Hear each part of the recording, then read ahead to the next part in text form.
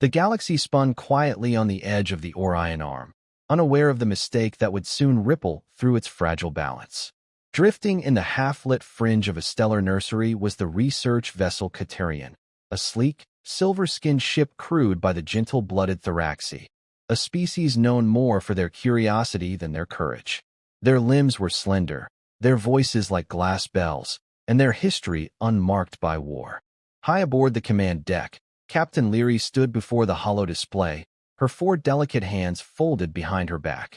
Her wide, violet eyes traced the sudden erratic blips flaring on the edge of the charted zone. "That wasn't supposed to happen," she murmured. Her science officer, Valen, a male Thoraxi with a twitch in one of his lower arms, glanced at the readouts. Gravity fluctuations. Localized. Artificial in signature, but decaying. We're caught in a gravitic eddy, possibly the remains of a collapsed jump corridor. Leary's long fronds stiffened with unease. They had wandered too close to the ruins of Sector 8Y, an area abandoned after the collapse of the Taraxis corridor, a now-defunct jump route once vital to trade. They'd come to study residual radiation fields. They hadn't expected movement. Below them, the Katerian shuddered. Alarms chimed softly, never harsh. That was the Thoraxi way, everything tempered, controlled, never panicked. "We've lost stabilization on port arrays," Valen reported, already keying in countermeasures. "We'll drift if we don't reroute power." "We're not equipped for system failure," Leary muttered, knowing it wasn't meant to be said aloud. The words hung in the air, sharper than any alarm. The Katerian was a research ship, not a battlecruiser. Their defenses were nominal, their backup reactors primitive, and their comm systems effective but limited. Leary knew that if help didn't come soon, they might spiral into the remains of the collapsed corridor, never to be found. She activated the emergency beacon. "Are you sure?" Valen asked, hesitating. "It's that or we wait to die," she answered. The signal they sent was encoded in Galactic Standard, plain, precise, the universal cry for help. An automated beacon, repeated every minute, describing their coordinates and condition. Simple, innocent. In the hours that followed, they adjusted course just enough to avoid a deeper collapse. System stabilized, barely. The crew went about silent duties, masking fear with routine. Leary watched them and felt her failure settle into her spine. Then, as they prepared to enter low-power drift mode, a flicker echoed back across the comm grid. A reply, but not from anyone they knew. There was no identification marker, no diplomatic prefix, no linguistic handshakes, no trade tags, no attempt at establishing channel parity. Just a tone, low, modulated, less like language and more like acknowledgement. A single note of focus. The comm officer, young Tan, looked up with wide-set, trembling eyes. "They heard us." Leary stared at the waveform, pulsing like a heartbeat. "Play it again." They did. It was the same. Someone had heard their distress. But instead of a message, a name, or coordinates, they had answered with a sound, an alert, a tone of confirmation, a predator's call. For a moment, Leary considered shutting down the beacon. Whoever they had reached wasn't in the database. That wasn't unusual. There were hundreds of fringe civilizations beyond Galactic Council knowledge. Still, the reply felt wrong. "Do we respond?" Tayan asked. Leary took too long to answer. "No, not yet." Hundreds of light years away, deep in a system marked Class X hazardous, no contact recommended, a signal pierced the stormed veil of Earth's outer recon grid. The orbital defense AI, Mars 12, flagged it instantly. Alert, Code 9. Unauthenticated distress signal received. Source, unknown. Translation, standard. Contextual match, critical. Mars 12 routed the signal through 9 firewalls, 3 deep logic parsers, and 2 human analysts before it hit the upper chain of command. By then, the fleet had already been notified. On Earth, Fleet Admiral Harlan Voss stood over the transmission screen. He had seen 100 distress calls in his life. This one chilled him. "This isn't a trap?" he asked the AI. Probability of malice, 0.02%. Probability of mass casualty event, 91.4%. Voss nodded slowly. "Dispatch aide," his second-in-command asked. "No," Voss said, his voice dry and sharp. "We send a fleet." There was no hesitation in him, nor in the men and women that answered his call. "Earth, and all her colonies, had long lived by one rule: no call for help goes unanswered. Because on a death world, the weak don't survive, and those who do never forget. Leary watched the distant stars shift. Hours had passed since the signal. They had tried hailing again, more cautiously. No response. Perhaps they can't speak, Valen offered, but it was more hopeful than logical. Were they coming? She said, almost to herself. The crew had grown quieter than usual, and Thoraxy quiet was already near silence. The feeling of being watched, distant and heavy, had settled over them all. They were 1,000 light-years from Therax Prime. The Galactic Council had little interest in frontier sciences. Help, if it came, would take weeks. Unless what they feared was real. Unless they had reached something old. Something not meant to be reached. As Leary prepared to cycle down her console, a light blinked red. Untranslated traffic. Not a message. Movement. Inbound mass displacement. Warp echoes. Too many signatures to count. Valen leaned forward, his fronds pale. That's a fleet. The Katerian began to vibrate, not from within, but from something beyond. Gravity flexed unnaturally. A shadow passed across the stars. And then the first of the ships arrived. Vast. Black. Angled like the edges of blades. Silent. No one spoke. Leary's throat tightened. One mistake. They had asked for help. And something had answered. The command chamber of the dreadnought Vindicator pulsed with quiet energy, every panel alive with tactical overlays and warp trajectory updates. Fleet Admiral Harlan Voss stood at the center like a stone monument, his expression unreadable beneath the glow of red hololites. Around him, officers moved with synchronized precision, each task executed with the mechanical urgency of long-honed discipline. Aboard the Vindicator and the 37 other warships bearing down on the signal's coordinates, there was no discussion of rescue. There was only deployment. Harlan didn't blink as the AI recompiled the incoming data. Signal unchanged. Mars, 12 reported through a surgically calm female voice. Transmitter identified as low-yield civilian beacon. Configuration suggests non-militarized exploratory vessel. Estimated crew, 50 to 70, no confirmed weapons. And they're sitting in the remains of a collapsed corridor, Voss murmured. That's not science work. That's grave robbing. He glanced toward Commander Imani Cade, standing rigid at her post just left of the central dais. Her gaze flicked toward the trajectory map, where jump lanes were rendered in burnt-out orange, and the isolated beacon blinked like a single blood-red eye. They're still transmitting, she said. They haven't corrected their signal. Or they can't, Voss replied. Or they're bait. It was a conversation they had all had before. In the past decade, Earth had seen too many ambushes disguised as humanitarian crises. Pirates using falsified distress signals. Rogue AI nests luring in ships for dismantlement. Voss had buried good people because of hesitation. He wouldn't again. ETA to real space reversion? He asked. 17 minutes, Admiral, came the reply from the helm. Fleet status. All ships in sync. Drop points locked. Full combat readiness. He allowed himself a single breath. Then we don't ease in. No lights. No transmissions. No warnings. He stared at the signal flaring before him, unaware of the fear it caused on the other end. We arrive like the storm. On the Katerian, Leary gripped the edge of her console, knuckles white.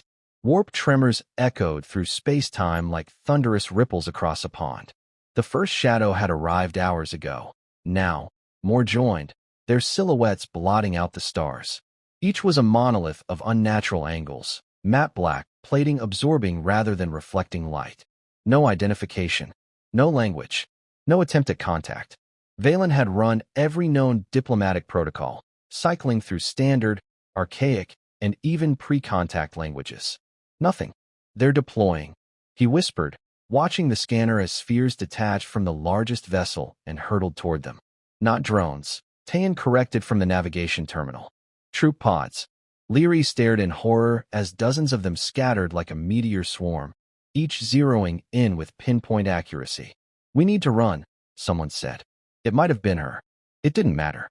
They had no propulsion left. No shielding worth mentioning. If these creatures meant harm, there would be no resistance. She keyed the emergency comm channel again, sending a final signal. Peaceful research vessel. No hostilities. Require aid. Please respond. The pods landed. Commander Aaron Rook's boots hit the hull of the alien ship with a muted clang. His drop team fanned out behind him, rifles raised, motion trackers active. The hull was warm. Not decayed, not damaged, alive with energy.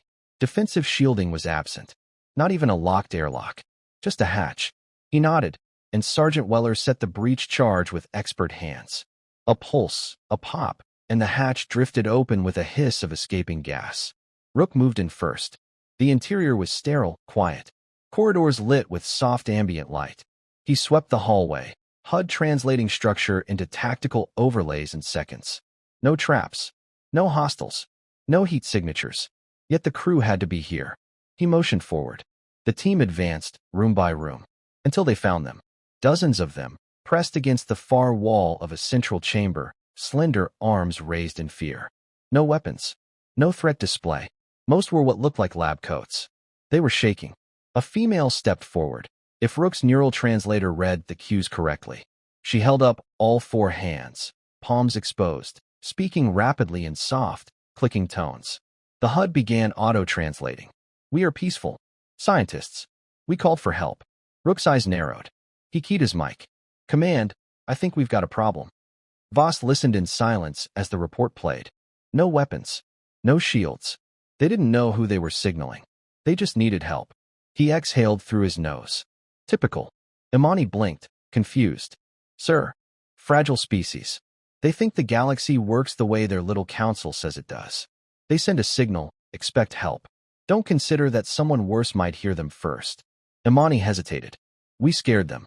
They should be scared. That fear bought them their lives." He turned, not toward the hologram, but toward the viewport where the Katerian now drifted under the protection of Earth's most advanced dreadnought. "Strip the pods. Deploy medical and engineering teams. If they're unarmed and unharmed, we assist. Quietly. Then we leave." "Should we open diplomatic channels?" she asked. "No. If their leaders want to talk, they can call us next time." He walked from the bridge, coat sweeping behind him, voice low but certain. "We don't go where we're invited, Commander. We go where we're needed." The lights aboard the Katerian flickered as human engineers began stabilizing core systems. Massive figures in composite armor moved silently through the ship, offering supplies, diagnostics, and a stoic, wordless reassurance. Leary stood beside Commander Rook, still tense, but no longer shaking.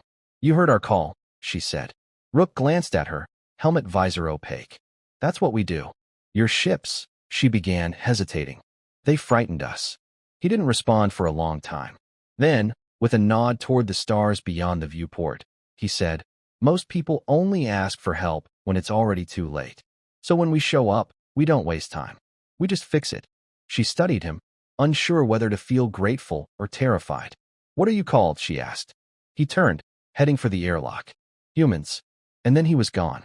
The last of the pods detached minutes later, and the fleet moved with the same ghost-like speed with which it had arrived. In moments, the sky was clear. Leary stared into the void, her mind echoing with questions. They had asked for help, and something had answered. Not with diplomacy, not with caution, but with power. Silence lingered where the human fleet had once loomed. The aftermath felt like waking from a nightmare, one where the monsters saved you. The Katerian floated steady now, her damaged core stabilized by foreign technology so advanced it defied comprehension. Gone were the panic sirens and flickering lights. In their place was an uneasy stillness. Leary sat beside the observation pane, fingers interlaced, her reflection blurry against the void. She no longer trembled, but peace was a distant thing. Her thoughts reeled, playing and replaying the moment the human soldiers had entered, expressionless behind their helmets, silent as a funeral procession, but terrifyingly efficient. "They fixed the core," Valen said behind her, walking with a data slate hugged to his chest. "No charge, no terms. They just did it. And then left," Leary murmured. Tayan, from the far end of the chamber, replied without turning. "They didn't come for diplomacy. They came for control. That was a demonstration." Leary exhaled through her nose, neither agreeing nor arguing. Tayan's tone wasn't angry, just resigned. "They could have destroyed us in seconds," Valen said, more defensively than he meant to. "But they didn't. That counts for something. It counts as a warning. Tayan snapped, spinning to face them. We sent out an SOS, and the deadliest species in the quadrant answered. You think that's an accident? Silence again. Leary rose. No, she said quietly. I think it was a mistake. But not theirs. Ours. They looked at her, questioning. We assumed help would come wrapped in empathy. A hand outstretched. But some hands are forged from steel.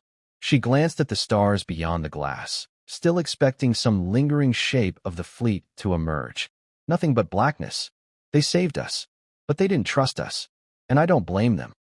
Across the void, the Vindicator sailed back through slipspace, her wake a fading ripple in a dimension not meant for life. Commander Rook sat alone in the debrief chamber, armor peeled halfway off, his undersuit dark with sweat. He stared at the table before him, where a series of still images flickered, each one a frame from the encounter. Leary, hands raised.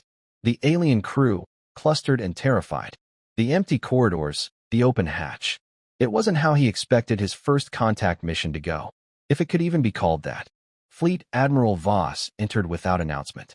He stood across the table, arms folded, eyes cool. You disagree with my decision, he said flatly. Rook didn't deny it. We went in too fast. Too hard. They weren't a threat. No, Voss agreed. But they could have been. The signal had no clearance, no encryption, no affiliation. It screamed of recklessness or deception. They weren't deceptive. They were desperate. Voss regarded him a moment longer. You're not wrong.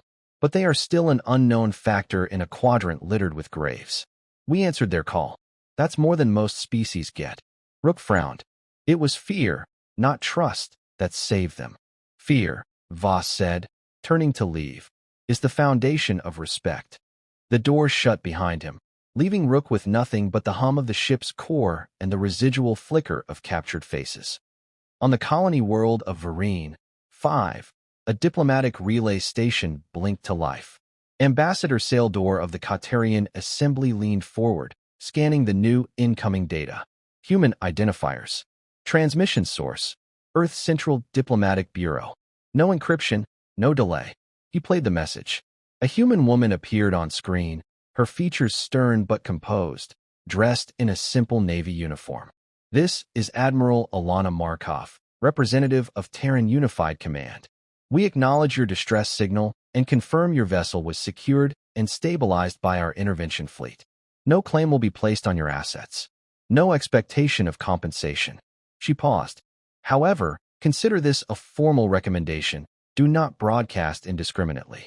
The stars are vast, and not all who answer are as restrained as we. The message ended. That was all.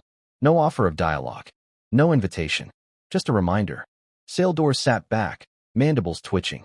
They were not diplomats. They were enforcers. And they had just served the galaxy notice. The news spread faster than any official channel could contain. On neutral trade relays, mining colonies, and forgotten outposts, word of the encounter rippled outward in digital whispers and fragmented tales. The Deathworlders had moved. Not in conquest. Not in warning. But in response. For some, it was a cause for relief. For others, a cause for dread. On a fringe pirate enclave orbiting the gas giant Scala, a weapons broker named Vornthas leaned back from his console, tusked mouth curled in distaste. They didn't even fire, he said. Didn't have to. That's the worst part. His partner, a wiry hacker with ocular implants, nodded. They came with everything, held nothing back, and left with silence. That kind of restraint. He shook his head. Terrifying. Vorn spat into the corner. We need new routes. Somewhere colder. Away from human lanes. You think they'll come after us? Vorn didn't answer. He just reached for his comm and started wiping their registry. Aboard the Katerian, repairs were nearly complete. Leary found herself standing at the forward deck, watching as her people worked with a strange quietness. No one joked.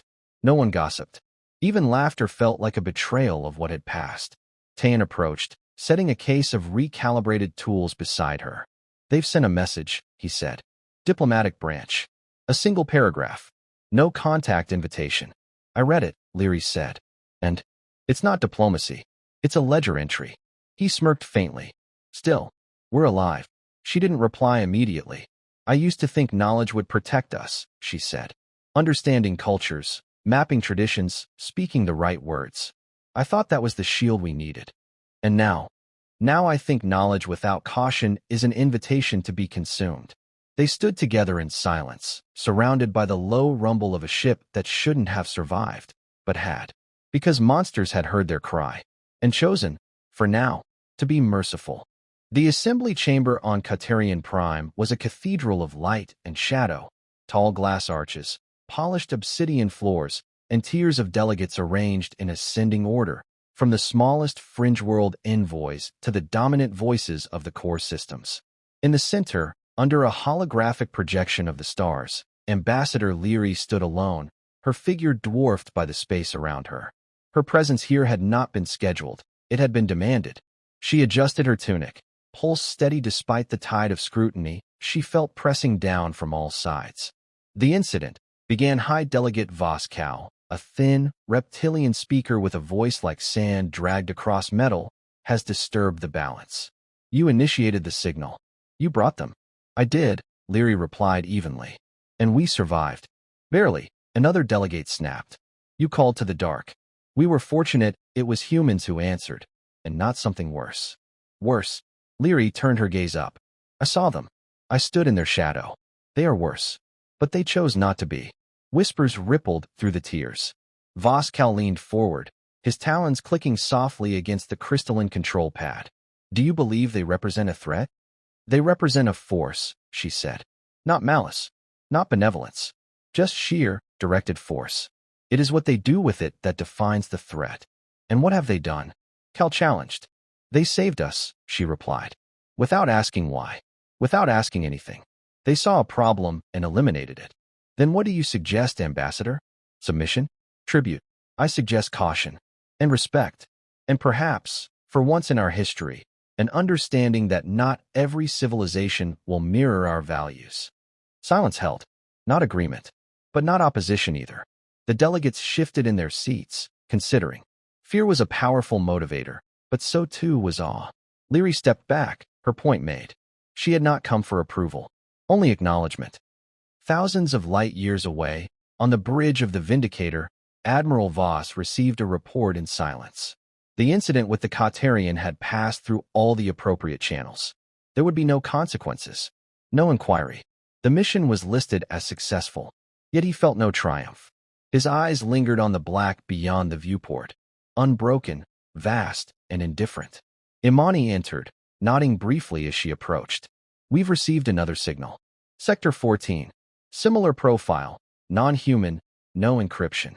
Voss turned. Coordinates. Edge of the confluence belt. No known settlements. Could be a trap. Could be another science vessel. He didn't hesitate. Prepare the fleet. Imani blinked. We're responding? We are, he said. Same deployment pattern. No warnings. She waited, then asked carefully. Sir, do you ever wonder why they're calling for help out there?